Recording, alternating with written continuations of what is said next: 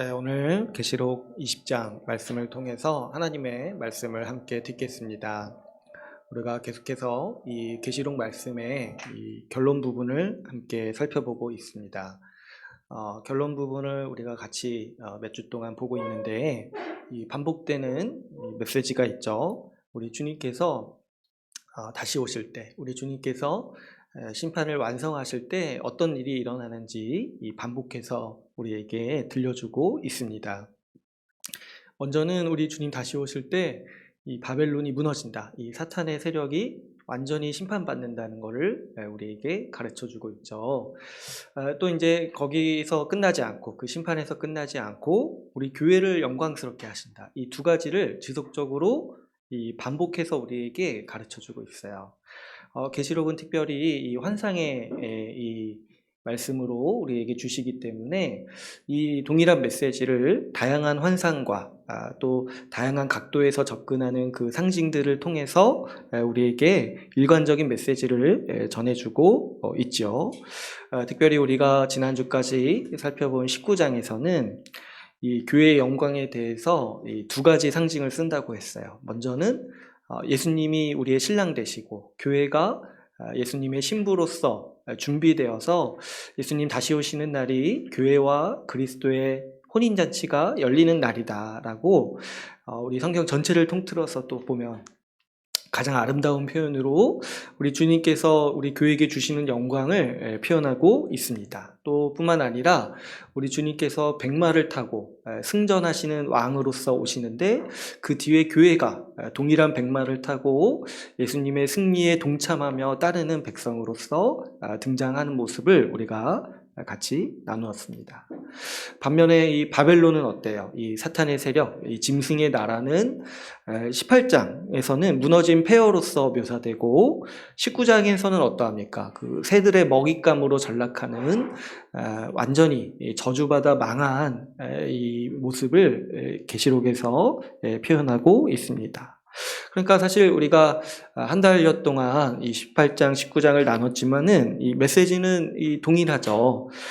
마지막 날에 예수님이 다시 오시면 이 교회는 영광을 얻지만 사탄의 나라, 이 짐승의 세력은 무너진다, 처참하게 망한다라는 말씀을 우리에게 지속적으로 반복해서 주고 계십니다.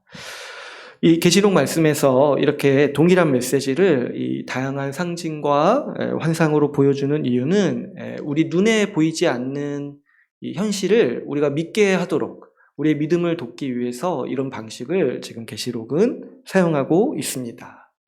왜 그러냐니까 여러분, 실제 현실에서는 이 바벨론의 힘이 굉장히 강해 보이는 거예요. 실제 우리가 눈으로 보는 현실에서는 이 사탄의 세력, 그 짐승의 포악함, 이 바벨론, 이 사탄의 나라로 통칭되는 이 바벨론의 세력이 우리 눈에 볼 때는 굉장히 강해 보이는 거죠. 또 한편으로 교회를 보면은 너무 약해 보이고 또 미약해 보이는 때가 있는 거죠. 그러니까 우리 눈에 보일 때는 굉장히 우리가 수세에 몰리는 것처럼 보인다는 거예요. 특별히 이 계시록이 쓰여질 당시를 한번 생각해 보시면 그 로마 제국을 빗대어서 지금 계시록이 바벨론이라고 표현한다고 했어요. 근데 그 로마 제국은 우리가 다 알다시피 인류 역사를 통틀어서 가장 강한 제국 중에 하나인 거예요. 전 세계를 지배하는 강한 세력이었고, 근데 그 하필이면 그 로마 제국이 교회를 박해했을 때 교회는 그 앞에서 미약하고 굉장히 어려운 상황 가운데 놓인 존재였던 거죠. 그러니까 그 당시 사람들이 딱 보기에, 믿음이 없는 사람들이 딱 보기에 어때요? 로마 황제는 숭배할 만하죠. 강하고 또 우리에게 구원을 베풀 만한 능력이 있어 보이고, 로마 황제에게 엎드려 절하기만 하면 보화를, 이 부귀영화를 얻을 수 있고 삶의 안정을 얻을 수 있다고 생각하기 때문이죠.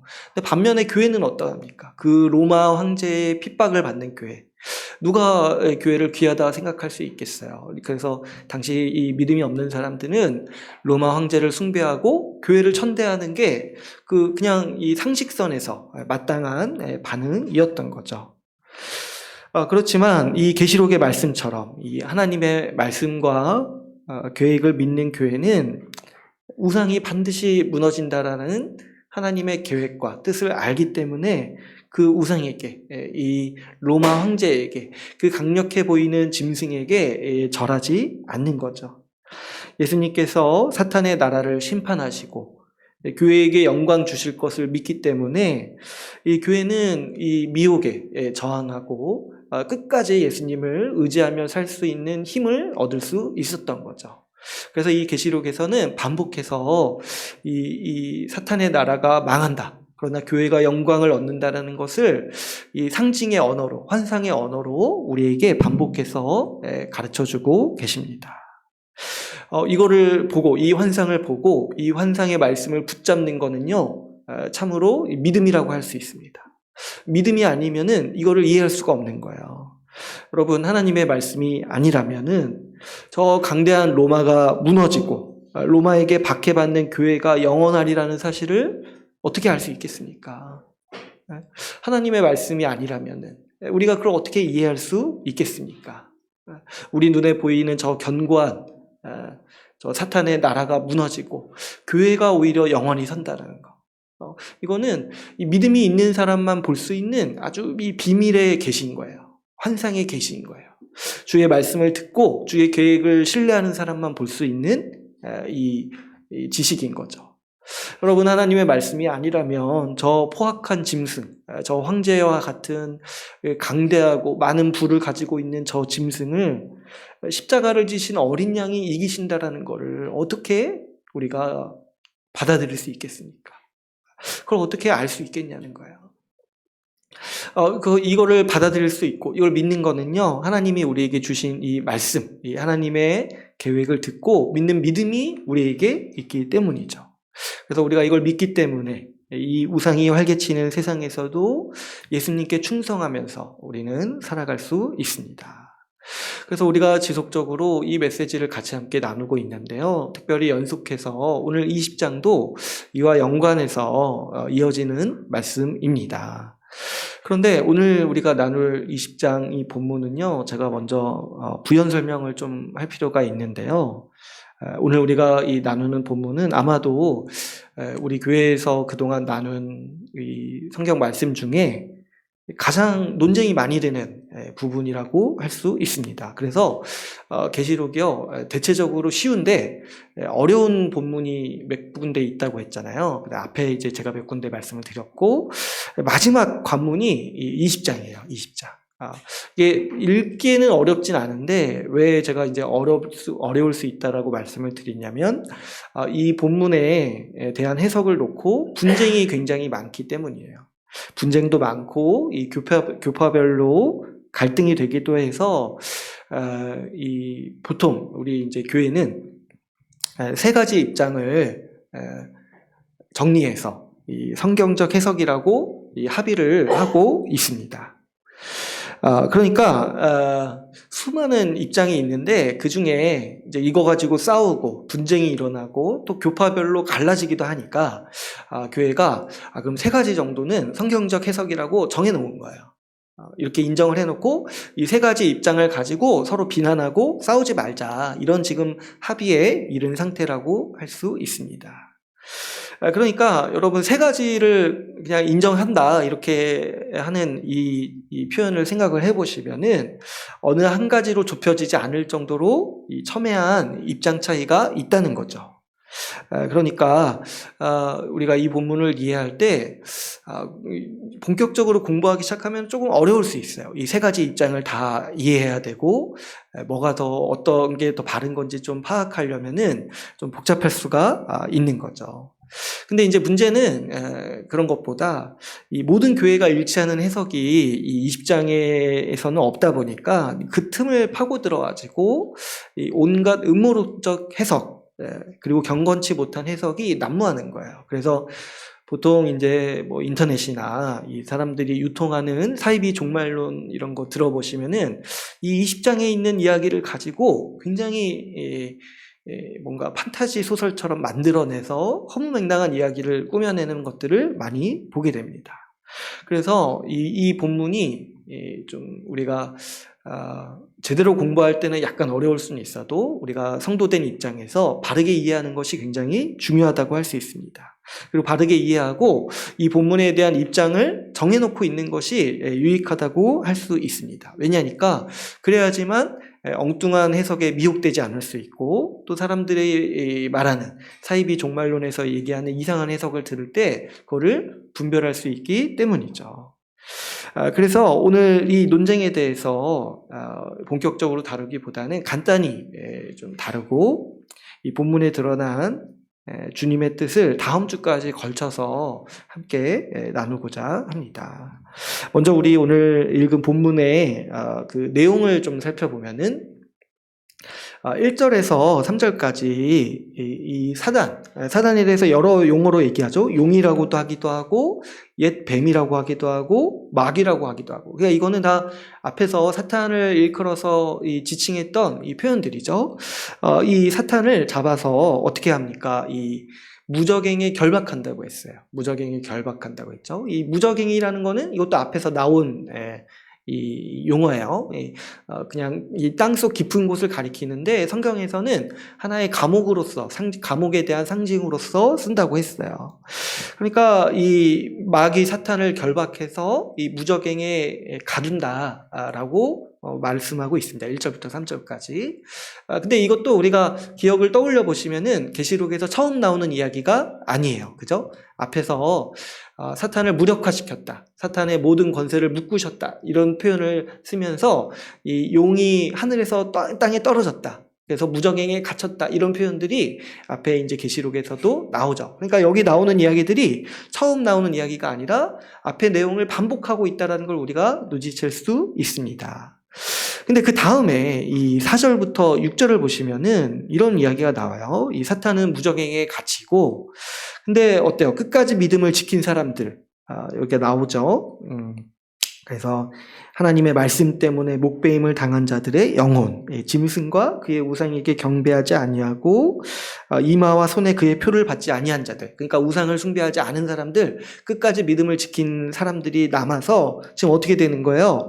예수 그리스도와 함께 더불어서 1000년 동안 왕노릇한다라고 말씀하고 있습니다. 이걸 반복해서 말씀하시죠. 4절에서도 1000년 동안 그리스도와 더불어 왕노릇한다. 6절에서도 주와 더불어 왕노릇한다라고 말씀하고 있습니다. 그래서 이제 성경에서는 그런 용어가 등장하진 않지만은 이런 이 상태, 이 4절에서 6절의 이 상태, 그리스도와 더불어서 1000년 동안 왕노릇한다라는 이 상태를 가리켜서 우리가 보통 천년 왕국이라고 부릅니다. 천년 왕국.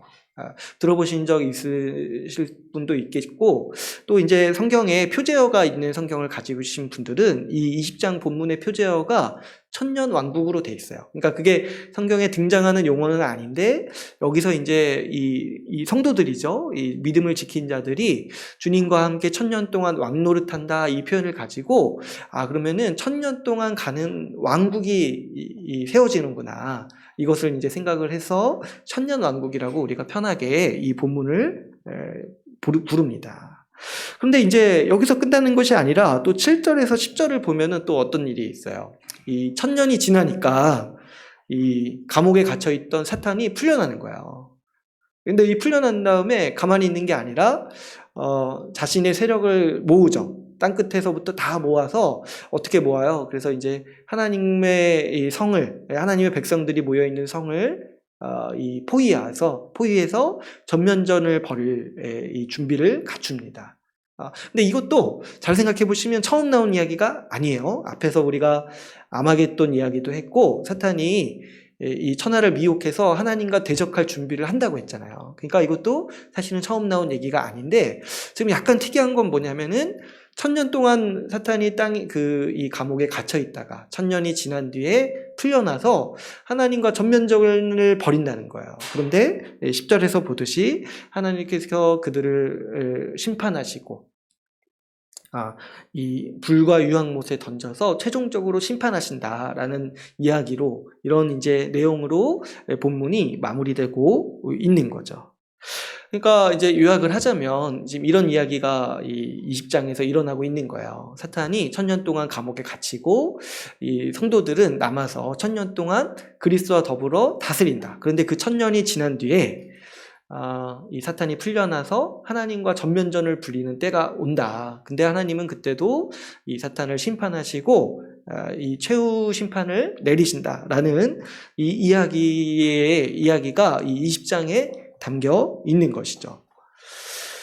그러면 이제 이 본문을 우리가 좀 살펴볼 때 여러분들이 보시기에 여기서 이 천년왕국이 뭐를 이야기하는 것 같습니까? 이 본문을 가지고 이제 논쟁이 일어나는 거는 이 천년왕국에 대한 해석 때문에 이 논쟁이 되고 있어요. 이 천년왕국이 그럼 도대체 뭐냐는 거예요. 근데 제가 여러분들에게 먼저 좀 반대하는 입장으로 말씀드리고 싶은 해석은 이 전천년설이라고 부르는 해석이에요. 이게 이제 왜 전천년설이라고 부르냐면 예수님이 천년왕국 전에 재림한다는 거예요.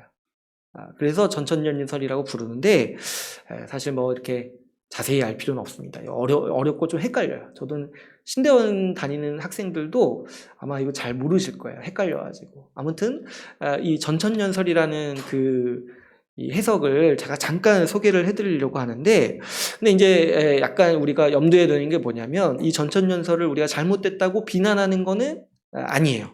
왜냐하면 이 전천년설도 성경적 해석이라고 넓게 인정받고 있고 많은 사람들이 이 해석을 믿고 있습니다. 그래서 우리가 함부로 이것을 잘못됐다라고 말할 수는 없어요. 근데 저는 오늘 우리 교회가 주의해야 될 필요가 있다라는 입장에서 이 전천년설을 좀 말씀을 드리려고 해요.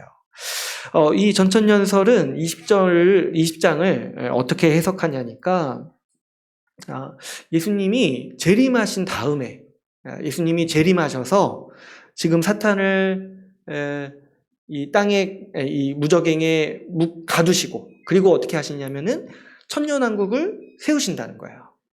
예수님이 다시 오셨을 때. 근데 이 전천년설의 특이한 점이 뭐냐면 이 천년왕국이 끝이 아니라 천년왕국 뒤에 사탄이 다시 나오는 때에 예수님이 다시 재림한다는 거예요. 다시 재림하셔서 사탄을 심판하신다는 거예요. 그러니까 예수님이 재림하신 이후에 어느 순간에 다시 승천하시고 또 다시 재림하신다라는 거예요. 그러니까 이 전천년설은 어떤 특징이 있냐면은 예수님의 재림이 2번에 걸쳐서 이루어진다라고 이해를 하고 있는 거죠. 그러니까 이 20장을 해석할 때 예수님이 재림하셔서 사탄을 옥에 가두시고 이 땅에 천년왕국을 세우시는 거예요. 그리고 그 시점, 어느 시점에 이건 잘 모르겠는데, 500년 정도 있다가 승천하시려나? 이거 잘 모르겠어요. 아무튼. 이거 사람마다 다 이야기하는 게 달라가지고. 어느 중간에 승천하셨다가, 다시 사탄이 풀려났을 때, 다시 재림하셔서 사탄을 완전히 심판하신다라고 이해하는 게, 우리가 이제 전천년설이라고 부르는 해석입니다. 그런데 이 전천년설은 이제 성경적 해석이라고 이제 사람들은 많이 인정을 하고 있는데요. 문제는 이 전천년설과 비슷한 주장에 세대주의적 전천년설이 있어요. 이게 뭐냐니까 이 세대주의적 전천년설이 여기에다가 이 뼈대는 비슷한데 여기에다가 온갖 음모론과 이 사이비 종말론을 갖다 붙이게 되는 거예요. 그래서 특별히 이 세대주의 전천년설을 주의할 필요가 있습니다. 세대주의 전천년설은 대충 이런 이야기를 해요. 그러니까 뼈대는 비슷해요. 예수님이 재림할 때, 예수님이 처음 재림하실 때 어떤 일이 일어나냐면 사람들이 휴거한다는 거예요. 휴거 들어보셨죠? 휴거는 뭐예요? 우리가 이제 공중에서 올라가지고 하늘로 올라간다는 거잖아요. 그러니까 예수님이 처음 재림하실 때는 어떤 일이 일어나냐면 교회가 휴거된다는 거예요. 그래서 땅에는 이제 교회가 없고 하늘에 교회가 머물고 이제 예수님이 오셔서 천년왕국을 세우시는데 그 천년왕국은 유대인들의 왕국이라는 거예요.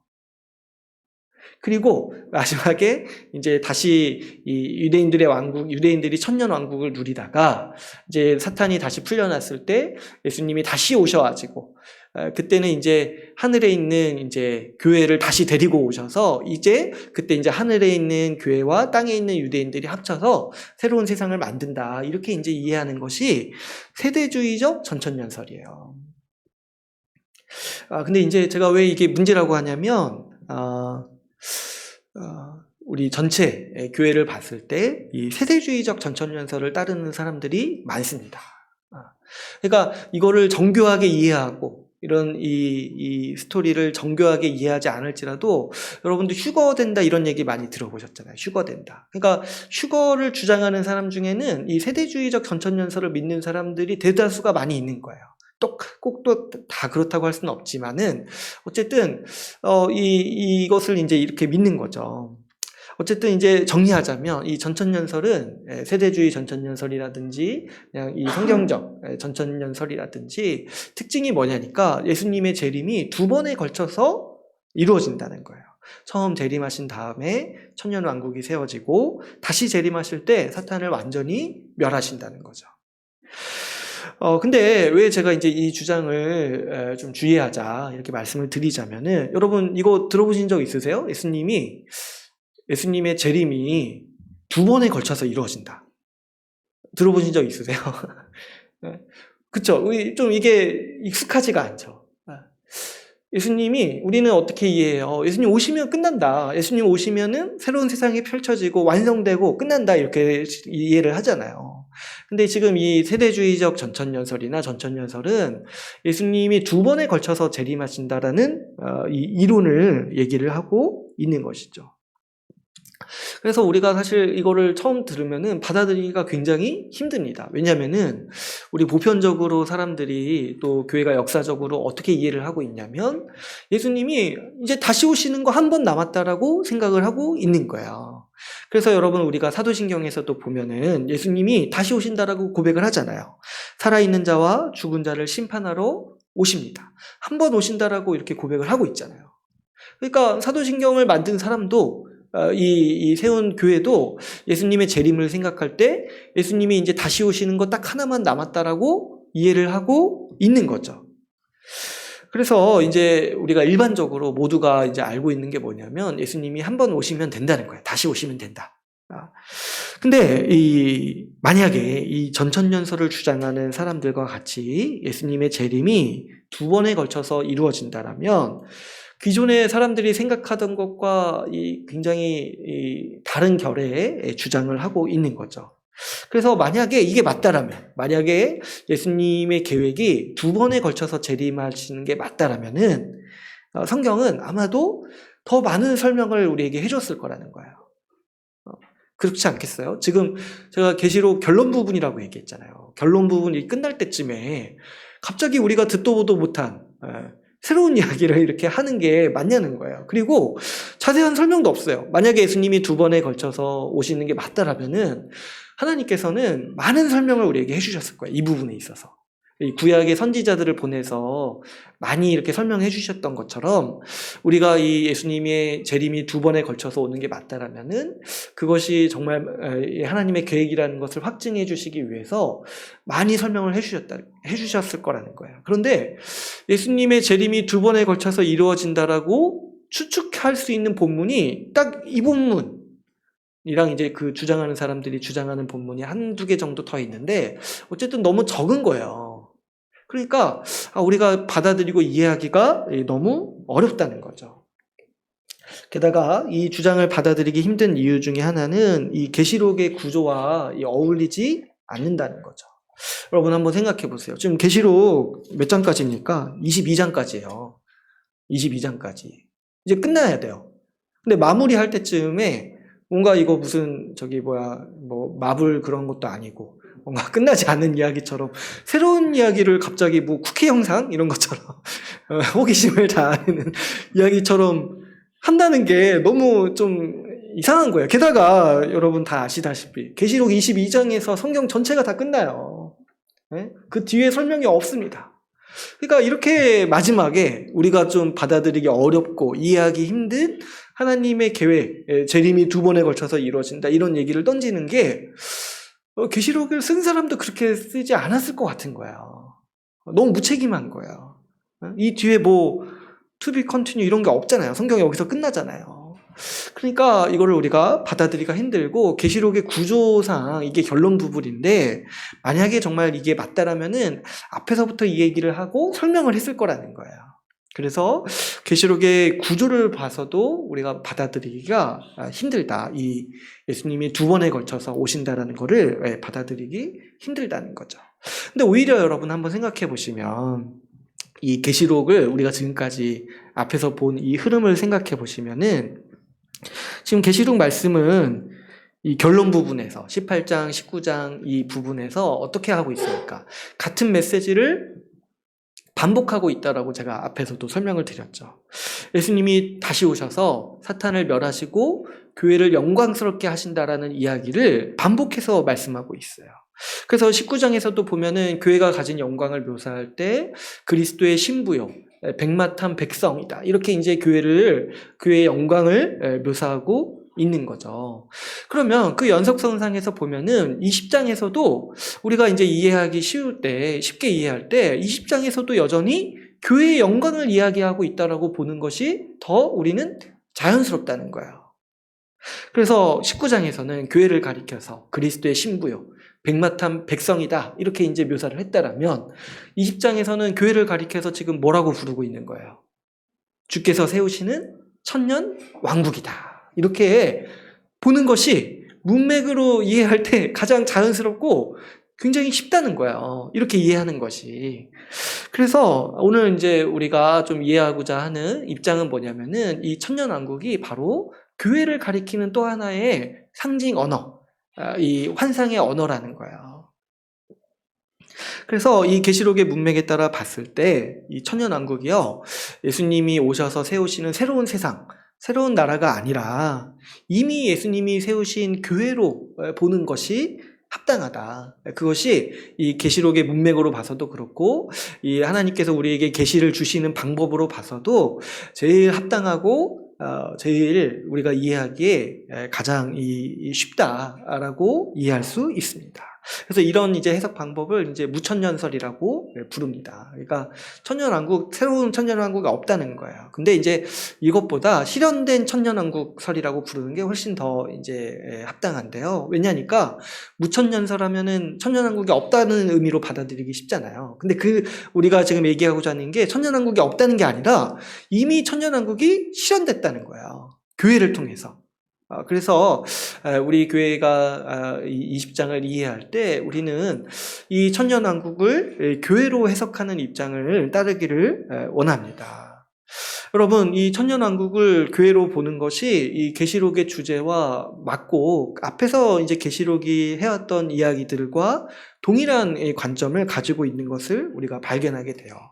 앞에서도 제가 말씀을 드렸지만은 여러분, 사탄이 무저갱에 들어가는 시점에 대해서 제가 이제 계시록 9장 얘기할 때 설명을 드린 적이 있어요. 사탄이 언제 무력화됐습니까? 사탄이 언제 감옥에 갇히고 땅에 떨어졌습니까? 복음서에서 예수님이 말씀하시듯이 예수 그리스도의 사역, 예수 십자가 사역을 통해서 사탄의 팔 다리가 묶이고 땅에 떨어지고 감옥에 갇혔다라고 우리가 이해한다고 했어요. 그러니까 여기 본문에서 1절에서 3절에서 이 사탄이 무저갱에 갇히는 것은 예수님이 다시 오셔서 갇히는 게 아니라 예수님이 십자가를 지셨을 때, 십자가를 지시고 부활하셔서 죄와 사망의 권세를 묶으셨을 때 사탄의 모든 권세를 묶으심으로 사탄의 권세를 땅에 떨어뜨렸다라고 묘사하는 성경의 표현을, 성경의 관점을 다시 한번 여기서 반복하는 것으로 우리는 이해할 수 있습니다. 그리고 게다가 우리가 이해할 때 여러분, 복음과 이 계시록의 말씀은 예수님이 십자가 사역 이후에 예수님이 다스리시는 세상, 예수님이 다스리시는 나라를 세우셨다라고 우리는 그동안 지속해서 반복적으로 나누고 있었어요. 우리 오랜만에 다시 한번 찾아볼까요? 우리 다니엘서 2장 44절 말씀 우리 다시 한번 보도록 하겠습니다. 다니엘서 2장 44절 말씀.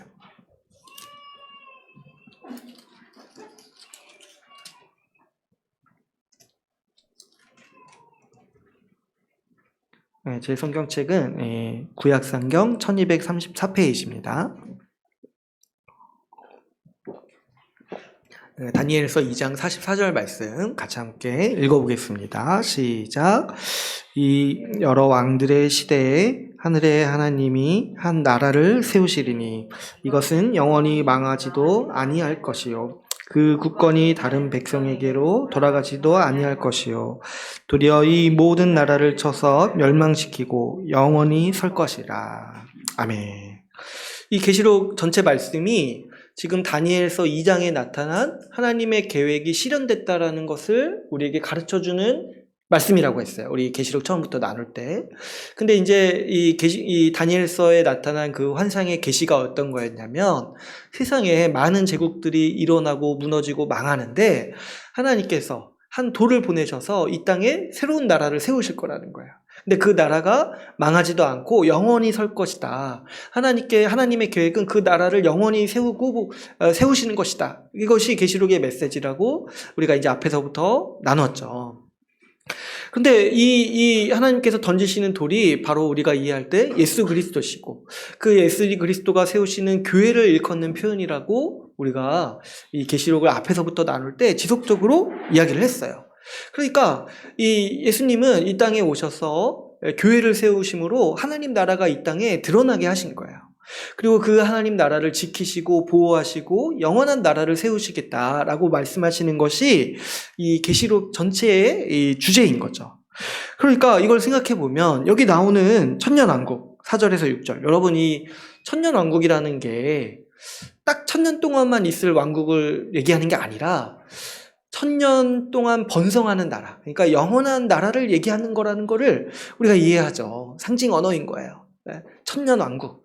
세상에 1000년 넘게 세워지는 왕국이 없잖아요. 근데 천년왕국이라고 얘기하는 거는 영원히 망하지 않을 나라에 대한 표현으로서, 영원히 번성할 나라의 표현으로서 이 천년왕국을 쓰는 거예요.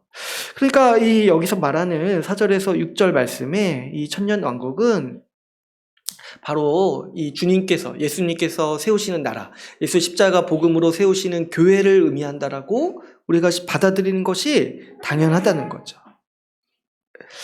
그래서 이 예수 그리스도의 십자가 사역으로 말미암아 우리 주님의 말씀을 따르는 주의 백성들이 탄생했고 곧 그 하나님 나라가 교회라는 모습으로 드러났기에 계시록은 이 주님께서 세우시는 나라, 이 교회를 중심으로 다룬다라고 우리가 이제 앞에서부터 이야기를 했던 거죠.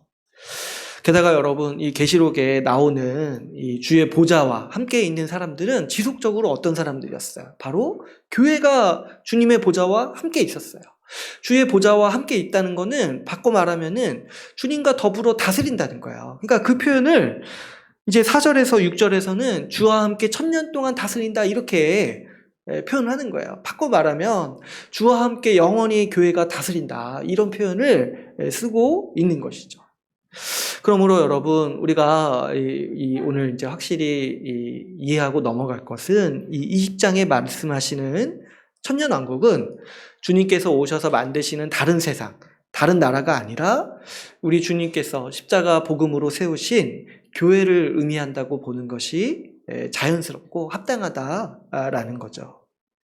그래서 우리는 이제 20장을 읽을 때 쉽게 여기서 이 교회의 영광에 대해서 한번 이렇게 얘기를 하고 있구나. 19장에서는 주님의 신부요. 그리고 주의 백마탄 백성이다. 이렇게 부르는가 하면은 20장에서는 교회를 가리켜서 주님과 함께 더불어 다스리는 천년 왕국이다. 이렇게 지금 가르치고 있다는 거죠. 그런데 이제 안타깝게도 제가 이제 중간에도 말씀을 드렸지만 많은 사람들이 이 20장의 천년 왕국을 여전히 교회가 아니라 다른 어떤 나라, 주님께서 앞으로 오셔서 세우실 새로운 나라로 이해를 하고 있어요. 그러니까 제가 이제 이렇게 말씀을 드렸지만은 여전히 교회 전체를 놓고 보면은 이 전천년설을 따르는 사람들이 다수예요, 다수. 특별히 세세주의 전천년설을 신봉하는 사람들이 우리나라에서는 다수입니다. 근데 이렇게 이해할 때 사실은 너무 어렵고 복잡해요. 그죠? 예수님의 재림이 2번에 걸쳐서 이루어진다. 그러면 예수님은 다시 오셨다가 또 언제 승천하시고 또 언제 다시 오시냐는 거예요. 너무 바쁘세요, 예수님이. 십자가에서 이미 큰일을 다 끝내시고 이미 다 이루셨다라고 말씀하셨는데 나중에 보니까 뭐 할 일이 더 많이 남으셨어요. 오셨다가 다시 승천하시고 또 다시 오셔야 돼요. 이렇게 보니까 되게 어렵고 복잡하고 이 성경 전체의 이 흐름과 맞지 않은데 왜 구태여 사람들은 이렇게 어려운 방법을 택할까요? 예수님이 두 번에 걸쳐서 오셔서 천년왕국이라는 새로운 나라를 세우실 것이다. 이렇게 사람들이 이해를 할까요? 많은 이제 원인들이 있고 이유가 있지만은 그 중에 이제 하나를 생각해 보면 사람들은요 교회를 부끄럽게 여겨요. 교회가 영광스럽다기보다는 현실의 교회가 초라해 보이는 거죠. 그래서 이 교회를 주님께서 지키시고 부흥케 하시고 경고케 하신다 이런 걸 믿는다기보다는 그냥 주님이 오셔서 뭔가 다른 일을 하셔야 될 것처럼 사람들은 생각을 하는 거죠. 지금 교회가 어렵고 질이 멸렬하고 위축되어 있는데 이 교회의 문제점을 해결하기 위해서는 그냥 주님이 오셔서 다른 새로운 세상을 세워야 된다. 이렇게 이제 생각을 하는 거예요. 뭔가 새로운 돌파구가 필요하다고 여기고 있는 것이죠. 이렇게 이해하고 있는 사람들에게는요, 교회는 하나님께서 그냥 필요에 의해서 세우신 임시방편에 불과한 거예요. 임시방편. 그냥 중간에 천년왕국 세워지기 전에 그냥 임시적으로 두시는 그냥 하나의 있다가 가는 곳인 거예요. 그냥 약간 휴게소 같은 곳. 잠깐 세우는 곳. 바로 천년왕국을 세우셔야 되는데 약간 이제 좀 지연됐어요. 그래가지고 임시적으로 세운 기관이 교회라고 이해를 하는 거예요. 그래가지고 실제로 이 전천년설을 주장한 유명한 학자 중에 한 분은 이런 얘기를 했어요. 교회는 하나님 나라의 도구다. 하나님 나라를 세우시기 위한 도구라는 거예요. 그러나 우리는 그렇게 이해할 수 없습니다. 우리가 계시록 말씀을 살펴보면서 지속적으로 나누었듯이 우리 주님께서는 교회를 세우시기 위해서 구원 역사를 진행하셨어요. 그리고 이 교회를 완성하시기 위해서 지금도 우리 주님께서는 일하고 계십니다. 예수님께서 십자가에서 죽으심으로 교회를 세우셨고 그 교회를 존귀하게 여기셔서 지금도 말씀으로 돌보십니다. 우리 지난주에 예배수서 말씀 잠깐 제가 말씀드렸죠. 예수님이 피로 사신 교회라는 거예요.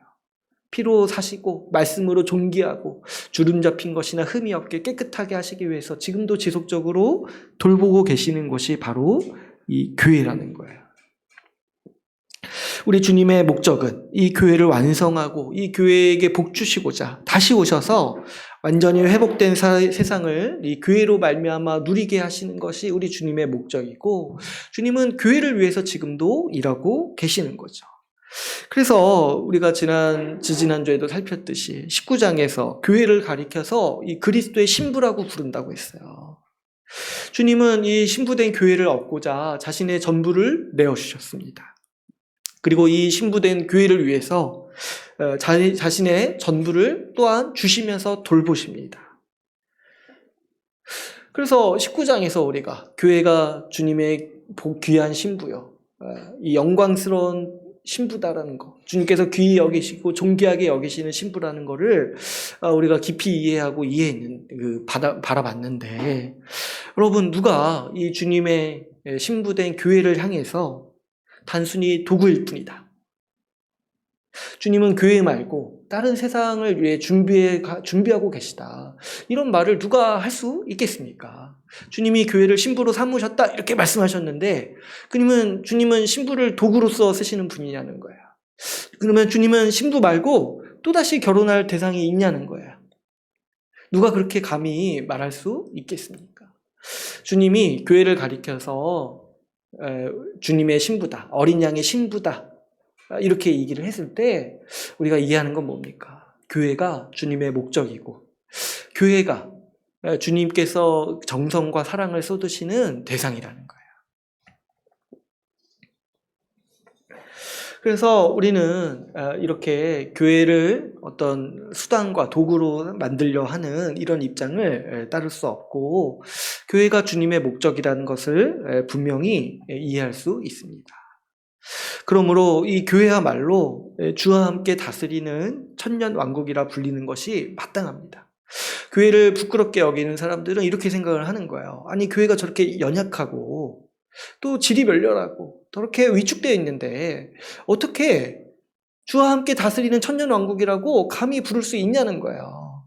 그렇게 이제 이해를 하는 거예요. 그래가지고 이 천년왕국은 교회가 아니라 주님께서 나중에 세우실 어떤 또 다른 세상이다, 이렇게 이야기를 하는 거죠. 그러나 우리가 분명히 믿음의 눈으로 받아보고 이 말씀이 가르치는 바를 믿을 때 우리의 눈에 분명히 보이는 건 뭐냐면 우리가 주와 함께 여전히 다스리고 있다는 거예요. 그 측면에 대해서는 우리가 다음 주에 살펴보고, 지금 오늘 하면은 좀 시간이 많이 지날 것 같아서 다음 주에 보도록 할 텐데, 어쨌든 우리 주님께서 돌보시고 통치하시는 나라, 이 사탄을 무너뜨리시면서 세우시는 영원한 나라가 바로 우리 교회를 통해서 나타나고 드러났습니다. 실제로 여러분, 이 교회를 생각해 볼 때 천년이 뭡니까? 지금 교회는 2000년 넘게 생명력을 유지해 오고 있어요. 제가 자주 여러분한테 말씀드리는 거 있죠? 교회 망한다고 이렇게 함부로 말하지 말라고 했어요. 그 망한다고 말했던 사람들이 망했고 교회는 한 번도 망한 적이 없습니다. 그냥 잠깐 우리 눈에 볼 때 잠깐 어려운 거예요. 잠깐 어렵고 힘든 거예요. 근데 여러분, 우리가 지금 수요일마다 교회 역사에 대해서 나누고 있지 않습니까? 근데 교회가 어렵고 힘들 때마다 우리 주님께서 신실하게 교회를 돌보셨다는 걸 우리가 지금 배우고 있어요. 교회가 어렵고 힘들 때마다 우리 주님은 교회를 위해서 사역할 사람, 교회를 일으켜 세울 사람, 교회를 위해서 말씀을 가르칠 사람들을 항상 그 역사마다 신실하게 세우신 거예요. 근데 누가 감히 그 역사를 보고, 누가 2000년 동안 그 교회가 생명력을 유지해온 이 역사를 보고 함부로 교회가 망했다 이렇게 말할 수 있냐는 거예요. 그 말한 사람이 망할 거예요. 그 말한 사람이 100년도 못 사고 죽을 거예요. 예언입니다, 예언. 100년 좀 넘게 살아도 죽을 거예요. 그러나 교회는 2000년 넘게 생명력을 유지해왔고, 우리 주님께서 말씀하시는 바는 무엇입니까? 이 세상에 아무리 많은 제국이 일어서고 망하고, 아무리 강대한 국가가 일어서고 망하고 했어도 교회는 그 가운데서 살아남아서 주님 다시 오실 때까지 영원히 우리 주님께서 지키신다라고 주님은 이 계시록 말씀을 통해서 우리에게 지속적으로 말씀하고 있습니다. 그러므로 여러분, 우리는 이 교회의 영광을 생각합시다. 우리 특별히 오늘 본문 20장에서 나오는 천년왕국을 교회로 이해하고 받아들이는 데에 아무런 거리낌이 없어야겠습니다. 사람들은 참 이상하죠. 왜 교회를 주님의 신부라고 할 때는 잘 받아들이고 20장에서 천년왕국이라고 할 때는 거부하냐는 거예요. 그렇게 교회가 약해 보이냐는 거예요. 그렇게 교회가 금세 망할 것처럼 보이냐는 거예요. 19장에 신부도 교회, 백마탄 백성도 교회이듯이 20장의 천년왕국도 우리는 교회를 의미한다라고 당당하게 이해할 수 있어야겠습니다. 근데 여러분 한번 생각해 보세요. 이 교회를 천년왕국이라고 부를 때 함의를 한번 생각해 보세요. 천년왕국, 천년 동안 다스리는 왕국이라고 딱 이런 이미지, 이런 상징을 얘기할 때 의미하는 바가 뭡니까? 망하지 않는 영원한 나라. 근데 이제 천년 동안 망하지 않고 영원하려면 어떻게 해야 되겠어요? 그만큼 부하고, 그만큼 이 복을 번성하고, 복을 베푸는 나라이기 때문에 영원히 서 있을 수 있는 거죠. 그러니까 천년왕국이라고 할 때, 이 교회가 천년왕국이라고 할 때 뭐를 얘기하는 거냐면 주님께서 지키시는 망하지 않고 영원한 나라, 영원히 부강하고 영원히 복을 누리는 나라로서 이 우리는 교회를 이해할 수 있습니다. 그러니까 여러분, 교회가 천년왕국이라고 생각을 할 때 그 교회에 속한 우리가 얼마나 복된 백성인지를 우리는 바라볼 수 있죠. 교회야말로 우리 삶의 기반이고 우리 삶의 중심이고 우리의 정체성입니다. 여러분, 우리가 교회에 속했다는 것이 오늘 본문 말씀에 의하면 무엇입니까? 우리가 천년 동안 망하지 않을 나라, 영원히 부강한 나라에 속한 백성으로서 지금 오늘날을 살아가고 있다는 거예요. 여러분, 강대국의 그 이 백성들, 강대국의 국민들이 자기의 나라를 자부심을 갖고 자기의 나라를 영광스럽게 생각하듯이 우리도 마찬가지죠. 우리도 천년왕국, 교회에 속해 있다는 게 우리의 큰 자부심이 되어야 되고 우리의 든든한 기반이 되어야 한다는 거죠. 우리 보기에 그렇지 않습니까? 우리 요즘 가장 강한 나라 중에 뭐 미국이 있잖아요. 미국 국민들 자기 나라에 대해서 얼마나 자부심이 큽니까? 망하지 않을 나라라고 자신의 나라를 여기고 다른 나라에 대해서 관심이 없죠. 이 미국 국민들 보면은 뭐 이렇게 다른 나라에 큰 관심을 두지 않는다잖아요. 그러니까 우리도 마찬가지로 우리 망하지 않을 교회, 망하지 않을 천년왕국에 속해 있고 그 나라에서 영원히 번성을 누리는 그 나라의 백성으로서 우리 주님께서 우리에게 주신 지위와 복이 얼마나 큰지를 생각하고 우리가 교회에 소속되어 있는 것을 자랑스러워하고 또 교회가 얼마나 안전한 기반 위에 서 있음인지를 알고 우리는 교회를 기반으로 삼고 교회를 중심으로 살아가는 것이 우리에게 주어진 마땅한 삶의 양식임을 믿습니다. 지금 계시록을 쓴 요한은요, 두 개의 나라를 본 거예요. 두 개의 나라. 이 계시록을 쓴 당시는 이 로마 제국에 있던 시대라고 했잖아요. 요한은 먼저 로마 제국을 봤어요. 로마 제국, 막강한 군사력과 막대한 부를 가지고 있어서 수많은 사람들이 경배하고 의지하고 삶의 기반으로 삼고 따른 그 나라를 본 거예요. 그런데 그 요한이 가만히 보니까 그 로마 제국이라는 그 이면에는 사탄의 힘이 작용하고 있었던 거죠. 짐승과 그 우상이 다스리고 있어서 포악하고 사치를 부리고 있다라고 본 거예요. 그래서 요한이 하나님의 계시를 통해서 이해한 바가 뭐냐니까 그 막대한 로마 제국이 하나님의 심판 아래에 무너질 것이라고 내다봤던 거예요. 아니 지금 요한이요, 로마 제국이 망하는 시기에 살았던 사람이 아니라 로마 제국이 가장 힘을 강대하게 폈던 시기, 그래서 로마 황제가 자신을 신이라고 표방했던 그 시기에 지금 이걸 내다본 거예요. 이 로마 제국 하나님이 무너뜨리실 거다. 근데 그 요한이요, 또 한 가지 나라를 본 게 있는데 바로 이 교회를 본 거예요. 이 교회를 보니까 지금 눈으로 보기에는 어때요? 로마 제국의 박해를 받아서 도망가거나 그 뭐 이렇게 카타콤 이런 거 들어보셨잖아요. 지하에 숨어가지고 생활하거나. 그래서 많이 위축되어 있는 교회의 모습을 본 거예요. 그리고 내부로부터는 어떻습니까? 각종 이단과 수많은 미혹에 흔들려가지고 금세 무너질 것 같이 보이는 그 교회를 지금 요한이 눈으로 본 거예요. 그런데요, 요한이 이 하늘의 계획, 하나님의 계획을 듣고 나니까 세상에 이 로마 제국만큼 불안한 곳이 없는 거예요. 우리 눈에 보이기에는 견고해 보이는데 하나님의 계획, 그 영의 시각을 갖고 보니까 와, 이 로마 제국만큼 무너지고 망할 곳이 없겠다는 거예요. 오히려 반대로 이 교회를 보니까 지금 우리 눈에 보기에는 정말 약해 보이고 위축되어 있어 보이고 허약해서 금세 무너질 것처럼 보이는데 하나님이 지키시고 돌보시고 완성시킬 그 하나님의 계획을 보니까 이 교회만큼 안전한 곳이 없다라고 지금 이 요한은 이 환상을 통해서 우리에게 가르쳐주고 있는 거예요. 자신이 본 두 나라의 결국, 짐승의 나라가 어떻게 될 것인가, 하나님의 나라가 결국에 어떻게 될 것인가를 우리에게 보여주고 있는 것이죠. 요한은 이 자신이 본 환상을 우리도 보기를 원합니다.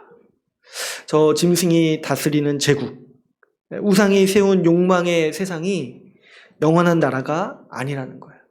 저 나라는 수시로 무너지고 하나님이 최종 심판 아래 다 흔적도 남김없이 저 새들의 먹잇감에 전락할 정도로 처참하게 무너진다는 거죠. 그러나 작고 미약하지만 예수 그리스도를 예배하는 우리 교회만은 영원한 나라로 서게 된다. 저 로마 제국과 같이 강하고 포악한 나라가 아니라 우리 같이 작고 연약해 보이는 교회가 천년왕국이다라고 지금 요한은 환상을 통해서 우리에게 가르쳐주고 있습니다. 우리가 천년왕국이라는 거예요. 우리가 저 미국이나 저 뭐 러시아나 중국이나 지금 천년 가는 나라 만들려고 지금 이렇게 무기 만들고 지금 서로 싸우고 치고받고 하려는 거잖아요. 패권 유지하려고. 근데요, 500년도 못 갑니다. 500년이 뭐예요? 100년도 못 가고 금세 무너지지만 우리가 천년왕국이라는 거예요. 우리가 예수 그리스도의 돌보심과 다스림 아래서 살아가는 우리 교회가 1000년이 넘게 인류 역사를 지탱하는 왕국이다라는 것이 계시록이 오늘 결론부를 통해서 가르치는 말씀인 것이죠. 그러니 여러분, 이 말씀의 환상을 제대로 보고 이해하면서 우리는 교회야말로 주님이 세우신 안전지대임을 알고 우리 교회를 중심으로 살아갑시다. 교회를 의지하고 교회를 자기 삶의 터전 그리고 기반으로 삼아야 합니다. 특별히 우리는 요즘 사람들의 삶을 지탱하고 있던 이 견고한 기반들이 많이 무너지고 있는 모습들을 보게 됩니다. 지금 전 세계적인 경제 위기가 몰아닥치고 있고 이제 시작이라고 하죠. 그래서 저도 이제 관심이 가지고 이제 요즘에 맨날 경제 뉴스 보고 이렇게 하는데, 야, 이게 이해하면 이해할수록 진짜 지금 지진이 나고 있는 상황이더라고요. 지금 지진이 사방에서 나고 있어요. 지금 이렇게 다들 아시겠지만 미국이 금리를 올리면서 이 자산 가치가 점점 다 하락하고 있다고 해요. 우리가 그동안 안전하다고 여겼던 자산들, 부동산이라든가 주식이라든가, 그리고 최근에 제가 알게 된 거는 이렇게 미국 국채나 영국 국채가 안전자산이래요. 그 미국이라는 나라, 영국이라는 나라가 탄탄하니까 그 영국이나 미국이 발행한 국채가 이 미래에도 가치가 탄탄한 안전자산으로 여겨가지고 사람들이 그거를 기반으로 많이 경제활동을 한다는 거야. 근데 세상에 지금 미국 국채도 하락하고 영국 국채도 하락하고 있다는 거야. 안전자산이라고 여겼던 자산들이 가장 위험한 자산으로 바뀌고 있다는 거야. 그러니까 사람들이 지금 갈팡질팡을 못하고 있는 거예요. 지금 이제 우리는 금융 이런 거 잘 모르지만, 제가 잘 모르지만은, 지금 지진이 나고 있어요. 사람들이 안전하다고 여기던 땅이요, 갈라지고 무너지고 있다라는 거예요. 게다가 지금 그래서 기업들이 도산 위험에 직면해 있다고 하죠. 지금 올해도 벌써 이제 몇몇 기업들은 위험하다고 하고, 특별히 우리나라는 내년이 특별히 위험하다고 합니다. 내년에 이제 갚아야 될 돈을 갚아야 되는 시기가 오는데, 지금 금리도 오르고, 신용도 하락해가지고, 지금 막을 수 있는 기업들이 많이 없다는 거예요. 그래서 이제 내년에 도산하는 기업들이 나오리라는 것을 충분히 예상할 수 있죠. 그러니까 도대체 예수님 안 믿는 사람은 뭘 의지하면서 살까? 얼마나 두렵고 불안할까? 제가 그런 걱정을 하게 돼요. 뭘 도대체 요즘 세상에 의지할 수 있겠습니까? 부동산도 떨어지고 주식도 떨어지고 채권도 떨어지고 도대체 어디에 마음을 두고 내가 미래에도 안전할 것이다 라고 여기면서 살아갈 수 있겠냐는 거예요. 특별히 현대인들은요, 이런 위험이 닥치면 막연히 어떻게 생각하냐면 국가가 자신을 보호해 줄 거라고 생각을 해요. 국가의 힘이 있으니까 국가가 나서서 문제를 해결해 주고 국가가 나를 앞으로 닥쳐올 위험에서 그래도 보호해 줄 거야, 이렇게 생각을 합니다. 그런데요, 요즘에 이제 세계를 보니까 참 이상하게도 뭔가 이렇게 우연히 겹쳤는지 모르겠지만 지금 시기가 참 어리석은 지도자들이 많이 좀 국가를 다스리는 시기인 것 같아요. 영국도 보면은 지금 총리가 말 한마디 잘못해가지고 지금 영국 국민연금 손해 막심하게 보고 지금 영국 경제가 휘청여가지고 몇 주 만에 사퇴했다고 하죠. 좀 러시아도 어때요? 러시아도 지금 패권 하나 잡으려고 수많은 젊은이들이 전쟁터에 진직되고 있잖아요. 국가가 나를 보호해 줄 거라고 막연히 생각을 했는데 지금 우리가 어떤 걸 보고 있냐면 국가가 오히려 나를 위태롭게 하는데 앞장서고 있어요.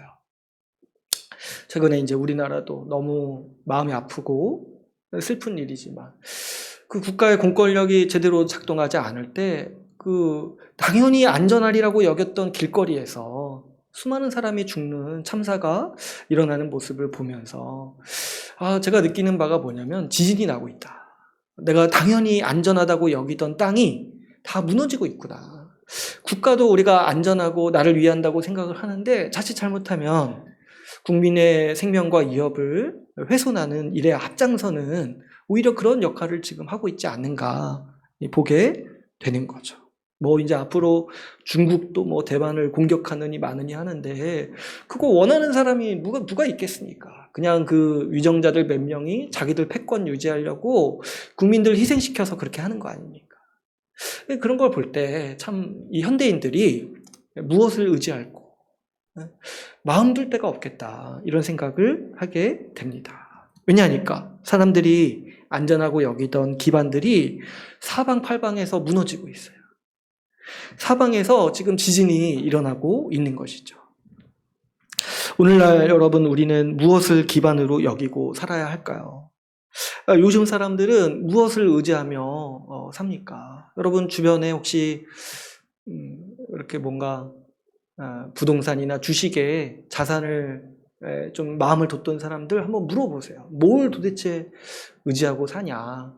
그럴 때 좀 힘들다 하면은 그때 좀 전도해 보면 어떻습니까? 영원한 나라가 있다. 천년왕국이 있다. 이럴 때일수록 우리는 더욱 주께서 천년왕국으로 교회를 우리에게 주셨음을 기억해야 됩니다. 뭐 우리도 이렇게 사방팔방에서 지진이 나는데 우리도 두렵지 않겠습니까? 우리도 마음 졸이며 내년을 또 기다리고 은행 이자가 얼마나 될지 모르서 쩔쩔매면서 기다리고 있지 않겠습니까? 우리도 똑같이 이 지진이 나는 상황에서 흔들리겠죠.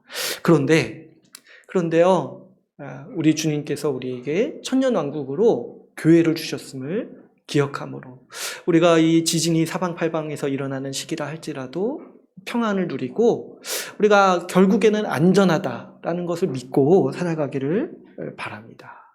여러분 교회에 속한 자로 자신을 여기세요. 사람들은 저마다 자신의 주요한 정체성을 두고 살아가죠. 나는 어디 회사 직원이야. 나는 어디 나라 국민이야. 거기에 자부심을 느끼고 거기에 의지하고 거기에 의존하면서 살아가요. 근데 제가 아까도 말씀드렸지만 지금 국가도 무너지고 회사도 무너지는 시대 어디에 도대체 기반하면서 살 것이냐는 거예요. 그럴 때 여러분 주님께서 우리에게 주신 정체성, 우리의 소속, 우리의 기반이 뭐냐니까 절대로 무너지지 않을 나라, 하나님 나라, 천년왕국으로서 교회에 우리를 두셨다는 것을 여러분 우리는 기억하고 의지하면서 살아가기를 바랍니다. 다른 어떤 소속보다 교회에 속해 있음을 알고 살아갑시다. 교회를 자랑스럽게 여기고 교회를 의지하면서 살아갑시다. 사람들이 자기 나라의 자부심을 갖듯이 그리고 응원하듯이 우리도 우리 교회를 우리가 소속된 교회에 자랑스럽고 영광스럽게 여길 필요가 있겠습니다. 교회를 부끄럽게 여기는 사람들은 뭐를 생각하는 거냐면 자꾸 우리 눈에 보이는 교회의 약점들, 교회의 흉들 이런 거를 보면서 생각을 하는 거예요. 근데 무엇을 우리가 봐야 되냐니까 주님께서 교회를 어떻게 생각하시냐는 거예요. 주님께서 교회를 두고 지금 뭘 하고 계시냐는 거예요. 우리는 실수하고 연약하죠. 그래서 그것 때문에 교회가 망하고 어렵다고 하면은 그거는 반만 보는 거예요. 사실 반도 아니고 전체를 못 보는 거죠. 우리가 교회가 영광스럽고 복되고 천년왕국이라고 부를 수 있는 이유가 뭐냐면 예수 그리스도께서 교회의 머리가 되셔서 교회를 지키시고 다스리고 계시기 때문이죠. 바로 그 예수 그리스도의 통치가 우리 교회 가운데 있기 때문에 우리는 우리의 교회를 자랑스럽게 여기고 우리 교회를 의지할 만한 기반이라고 여기며 살아갈 수 있는 것이죠. 그러므로 여러분 우리는 주님께서 주신 이 천년왕국으로서의 교회를 감사하게 여기고 지키는 삶을 삽시다. 우리가 교회에 속하게 해주신 것이 지금 이제 그 흔들리는 나라에서 망할 나라에서 빼내 오셔가지고 천년왕국인 교회에 우리를 두신 거예요. 그 하나님의 통치와 하나님이 주시는 복을 누리면서 살도록 우리의 소속과 신분을 바꿔주신 거예요. 그렇게 하신 우리 주님의 뜻을 우리가 이해하고 우리에게 그렇게 복 주신 주님께 감사하면서 살아야겠어요. 제가 경계하는 일들이 있다고 했죠. 교회를 비난하고 힐난하는 거 제가 경계해야 된다고 했어요. 물론 이제 마음이 아프니까 뭐 그럴 수는 있겠다 싶지만은 근데 이제 한번 생각을 해보세요. 교회가 우리 교회 역사를 배울 때 한번 생각을 해보시면은 교회가 어려운 시기에 교회를 어떻게든 세워보려고 노력했던 사람들, 헌신했던 사람들이 있어요. 그러면 나도 지금 교회가 어려운 시기에 지금 살고 있는데 지금 어떤 사람으로 남을 거냐는 거예요. 나중에 역사에. 교회가 어려운 시기에 그 묘비에 그렇게 적을 거예요. 교회를 욕하고 비난하다가 난 죽는다. 그런 사람으로 남을 거냐는 거예요. 아니면 작은 힘이라도 교회가 어려운 시기에 나는 어떻게든 우리 주님의 신부된 교회를 세우기 위해서 힘썼다. 이렇게 남을 거냐는 거예요. 누가 더 복된 사람이겠습니까?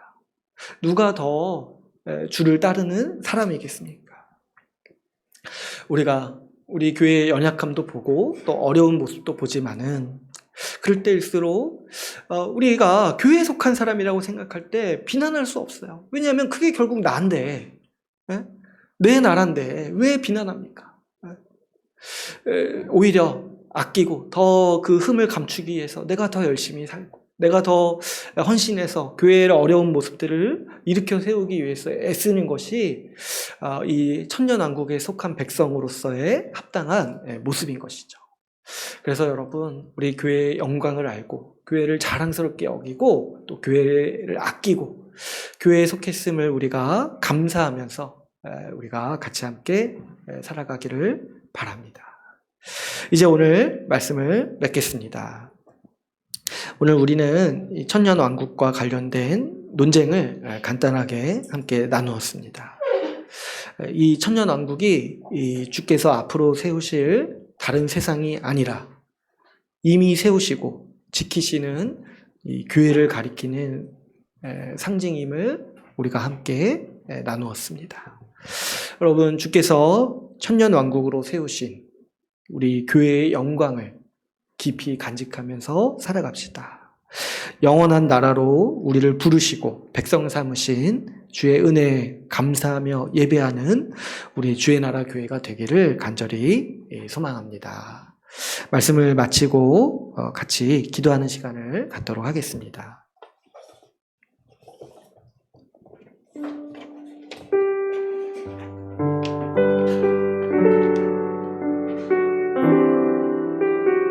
우리 들은 말씀을 가지고 같이 기도하기를 원합니다.